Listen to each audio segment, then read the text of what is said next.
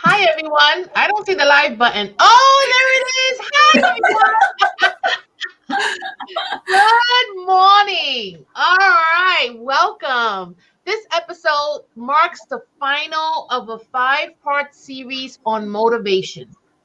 And today we're talking about our organization's greatest challenge for change. It's people. And we all been there. This fact overrides strategy, systems, or culture. And as one of the leading scholars in organizational change, John Carter reminds us the heart of change is in the emotions. And if you ignore that, this is going to be really tough. Something also really interesting, you're not alone if you try to implement something and it didn't quite go as well. We are finding that in our research, anywhere between 40 to 70% of organization-wide initiatives tend to fail. Do you want to know why? Hang out with us for 30 minutes. We promise a fun and engaging conversation on how to make your organization-wide initiatives be a success. Welcome to Coffee Time with Masterminds, a 30-minute show for leaders of mission based organizations where we talk about how to lead during these times. If you are joining us, please tell us your name and where you're from. We always want to hear about people from all over the world. And welcome. I am here with our co host, Peter Blakely, founder and principal of Blakely Consultant, and Rebecca Tuttle, founder and principal of Grant Right Now and Grant Writing for Good. Did I get that right? Oh my God. This is our 49th episode. We've met before, I promise. I know. Here, let me tell you who I am. I'm Cynthia Rojas. I almost forgot that. And I am the founder and principal of To Your Growth. Welcome, everybody. Good morning, everybody. Good morning. We have someone joining us from Data Informed Programs Group today, too. So good morning. Good morning.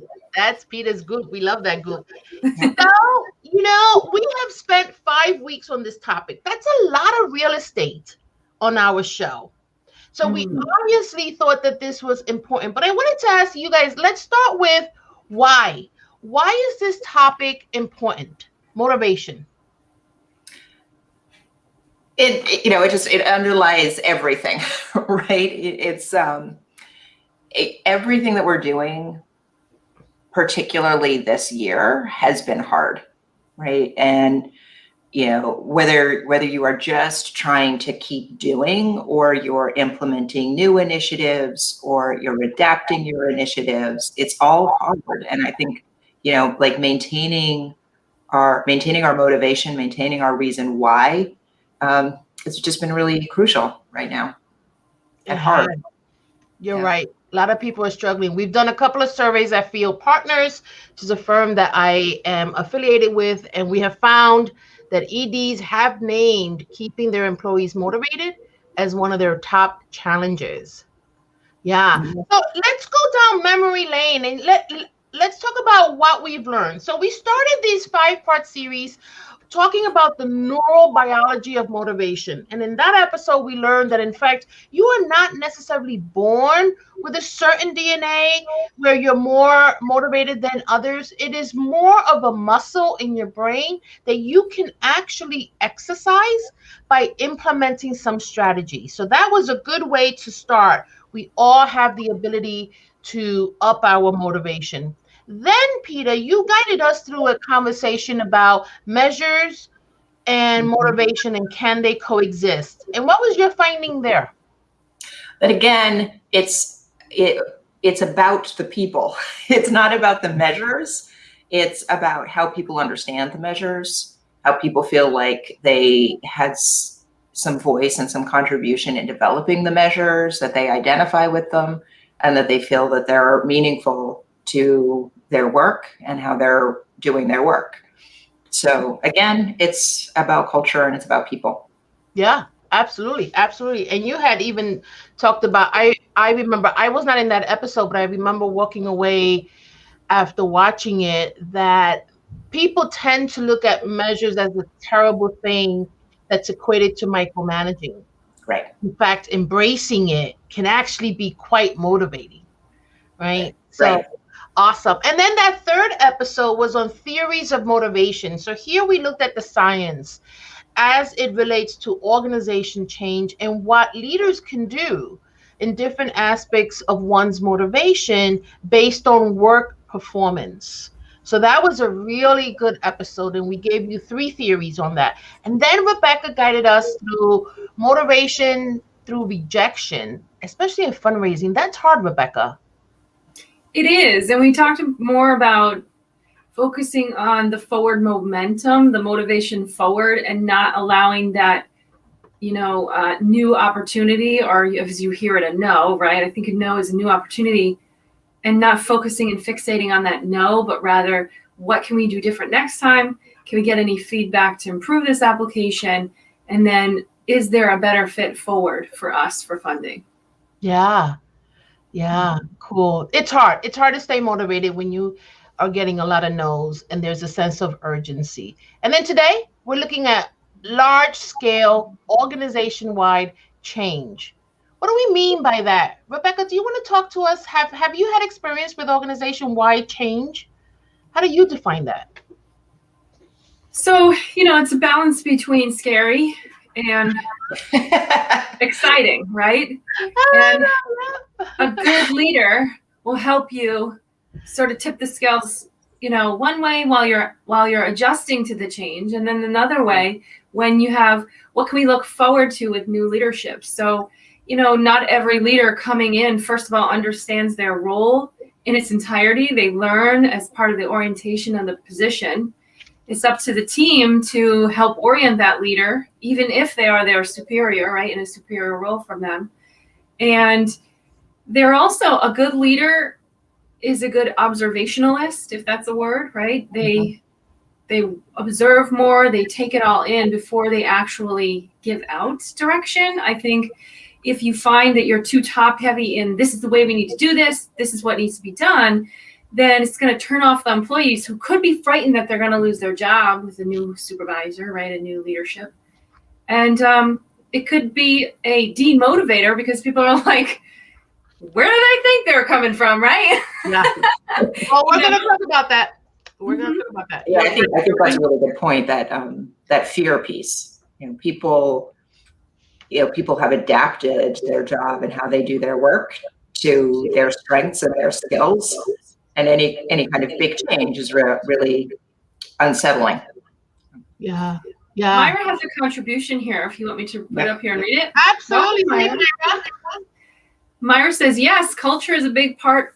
Very difficult for her to see change when certain cultures mask trauma because they don't believe that is accepting help will show their strengths, but rather their weakness. Yeah. If you want to speak to that, Cynthia, a little bit. That's interesting. Yes. No, we are going to get there.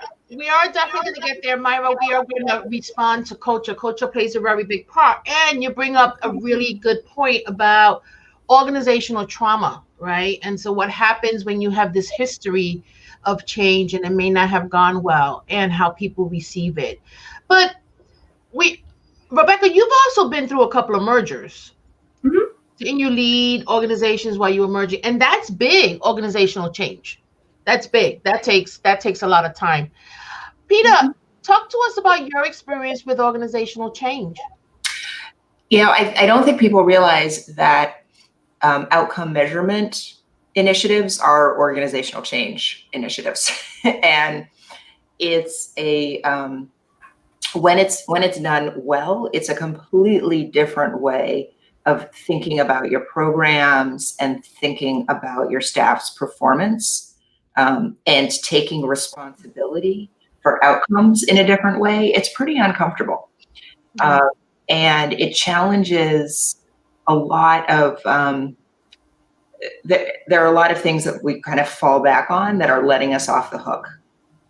Yeah. Can you give an example for everyone? Because that's a really interesting statement. Sure. Magical specialness is what I call it. And I hate magical specialness, but here's what it looks like in action.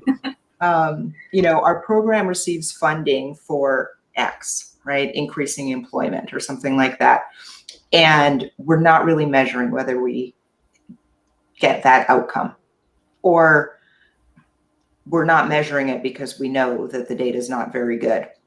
So we fall back on magical specialness, which is this program is so unique that outcome can't measure what we're really doing. And then people will, use a lot of terms that are kind of impossible to measure, like community and trust and all these things. Those are great things, but they are not a replacement for the thing your program's getting funded to do, right? And spending a lot of time on magical specialness is a way to avoid the fact that, like, maybe we really need to make some hard choices about how we do the thing that we're supposed to be doing. And so when I tell people, like, all of those things are great quality measures, right? Trust is a quality measure, attendance is a quality measure, but these are measures about you, the staff, and the quality of the program you're delivering, not measures of the client. So all of that is pretty uncomfortable just to think through, right? Yeah. It's uncomfortable and it's really scary. Yeah. So I'm actually working on a federal grant review, and that was some of my feedback this morning. I'm going to go back and edit magical specialness in there. You've got to cite me. If you say magical specialness. Absolutely. But the example was, they said, well, the impact of COVID on our student population is unknown, right? But then later, when they get to their indicators and performance measures, they're talking about how, well, we're going to address this area of the impact of COVID. And I said, wait a second, you just told us earlier in the narrative that you didn't know what that impact was, which I guess you do. So make that connection and elaborate on that narrative. Don't just give up and say we don't have it. Let us know what your magical specialness is. Or not, right? Or not, So that's interesting. I love that. Yeah. Thaddeus is here. Thaddeus. Hi, Thaddeus. Thank you, Thaddeus. That's how you coined a phrase. Rebecca, one thing I really want to know is, tell us about that drawing on your whiteboard. Oh, okay. So this is my whole world here. This little kid art and the grant right now. My daughter, she snuck down to my studio and she drew me a picture and says, "Have a great day grant writing." Oh, I love it. And I love that you left it up for the show today. So, that's adorable. That's awesome. Oh, and isn't tomorrow World Happiness Day? So I wore a heart sweater today. I'm just all in celebration and motivation. I think so. Yeah. I didn't know that. Whether or not it is, I'm running with that because World Happiness Day. World Happiness Day. I like happiness. I like happiness and I like joy. Yeah. So two really important things. And change could be joyful. It can. Yeah, that's what I want to ask about, because I think when we talk about change, we think about like uncertainty and fear, and it feels like the rug is getting pulled out from under us. Yep. And there's a lot of, speculation and what if-ing, right?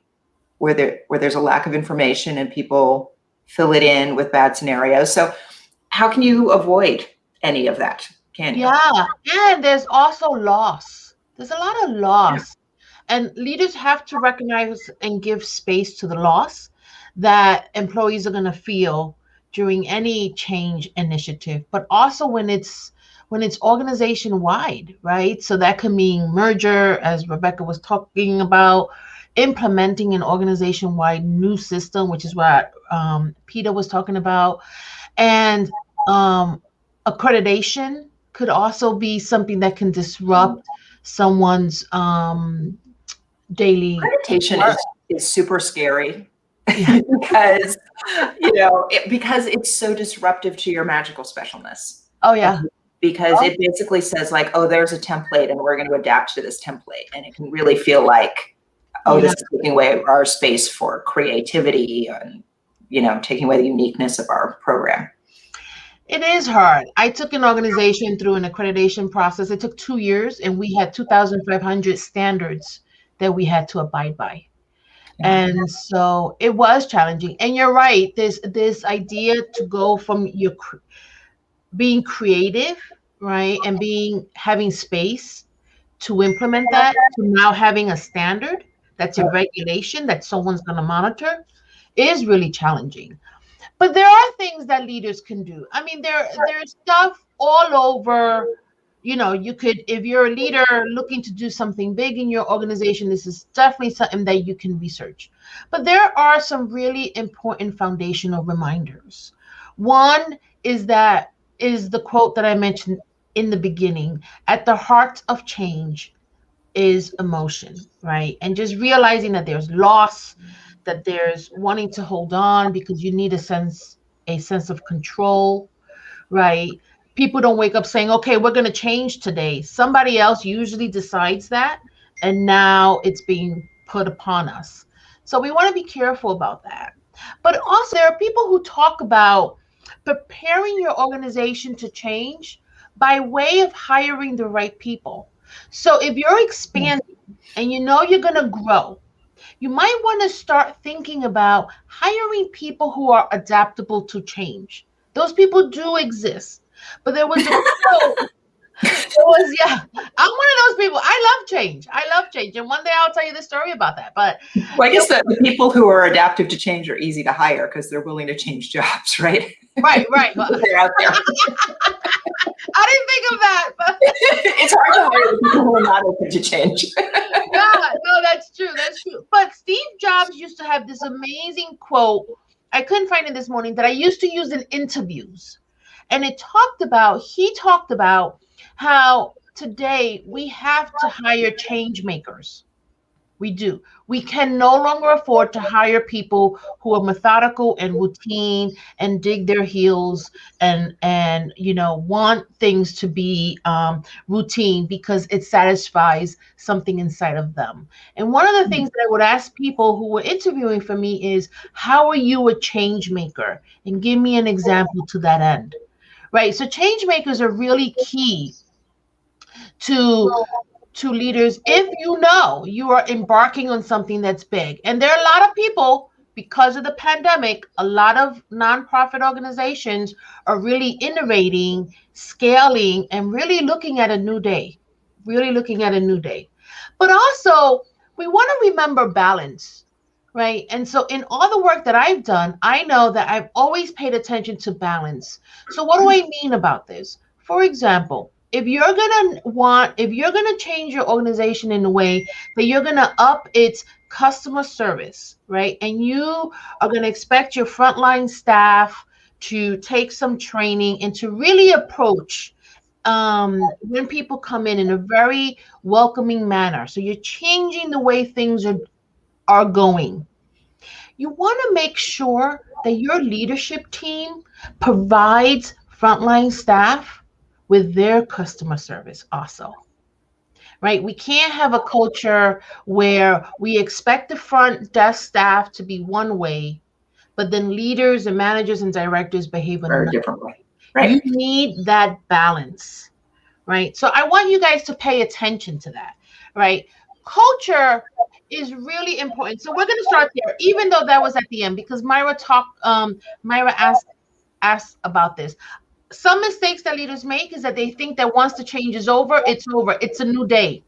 No, you need another phase, and that's changing the culture or making sure that the culture has adapted, right? So all along, you're checking in with people and you're doing things to make sure that the behavior is changing. Remember, culture is values, beliefs, and behaviors, right? So you want to make sure you want to challenge values. I don't know a lot of organizations after they do a big change where they go back to their values and say, do we need to update them? Many times you do. It's not that you no longer believe in that. It's just that there are a new set of driving values. So let's not ignore the fact that part of all your change initiatives continues with monitoring and sustaining your new organizational culture. So I hope that answers Myra's question. She talked about organizational trauma. So I think that's so important to talk about. Yeah. I think I've been hearing so much recently about organizational trauma and workplace trauma. And I think we forget that adults spend most of their time at work. God, yeah. And it makes sense that there is such thing as workplace trauma, right? And that it's like, and that it's deeply affecting, right? But we just don't really talk about that kind of thing very much. That's why we need structural care. Thaddeus has a comment here. Myra left us with a poem, but I'm not going to read it. It's kind of long, but if anyone wants to take a look at it. Is it in the comments? Yeah. Yes, it is. Good.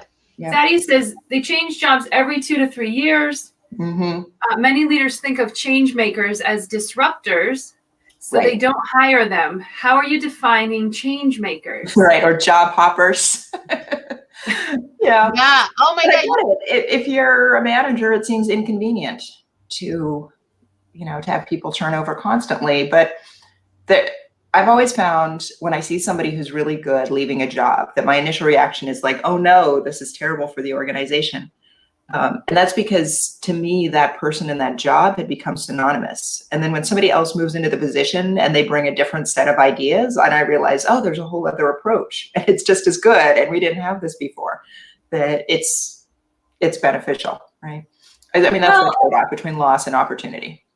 Also, too, if an organization is investing in their team, then they'll do their best to keep that person there, right? Because there's a reason why they're leaving. And if they ask you for a raise, can you entertain that, right? Can you honor that? Because they've been at the same wage probably their entire career with maybe 5 cents every year in growth. And or give them different opportunities within the organization. Right. Offer them a different role or support them on their way. Don't just dismiss them and automatically get your eyes on the next employee. You can actually learn a lot about the position that person is vacating and see if you want to make any modifications to that role.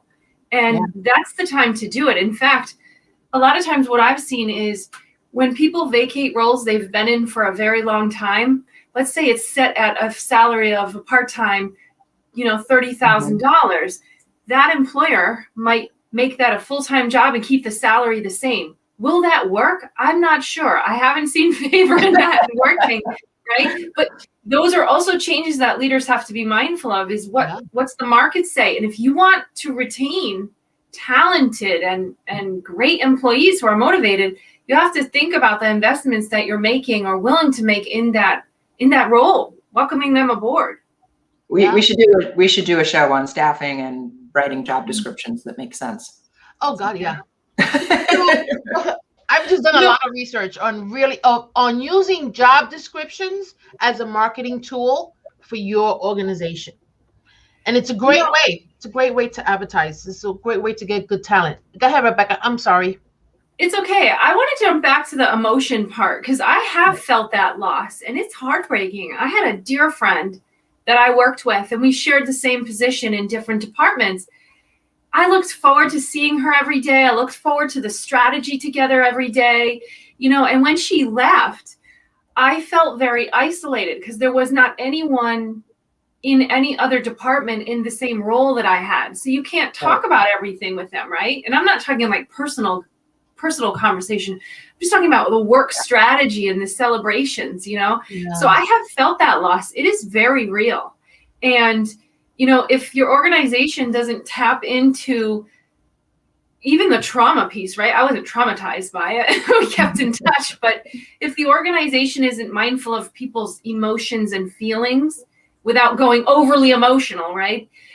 Then that could be a deterrent for people to be motivated and also cause them to leave.